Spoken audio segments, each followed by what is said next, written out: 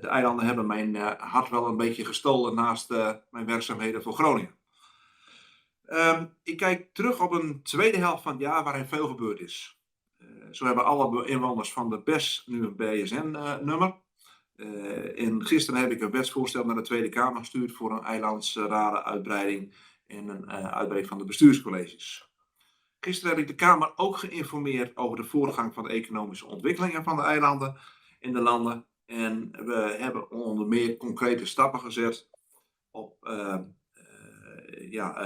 de bankaire dienstverlening op Saba en Sint-Eustatius. Daar komen ook fysieke kantoren van ING.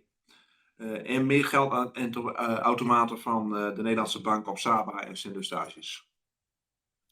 Om de connectiviteit op de bovenwetse eilanden te verbeteren, ligt er vanuit INW een openbare dienstverplichting, oftewel een Public Service Obligation, voor de luchtvaart in de Tweede Kamer. En laten we uitgaan van een snelle behandeling daar. Dus ik hoop dat daar ook snel wat meer duidelijkheid over komt. Bonaire wordt in 2027 aangesloten op de data C-kabel Celia voor stabiel en betrouwbaar internet.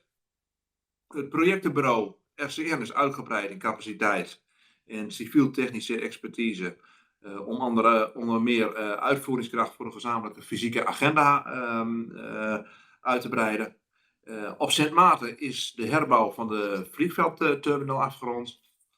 Op Aruba in Curaçao wordt binnenkort gestart met de eerste investeringen in netverzwaring, batterijopslag en batterijopslagsystemen waarmee meer duurzame energie mogelijk wordt.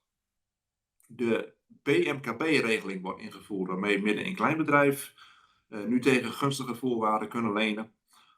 En last but not least, we zijn heel hard bezig om een revolverend fonds voor voedselzekerheid op te zetten. Waarmee 24 miljoen voor alle eilanden en de landen in eilanden gemoeid is.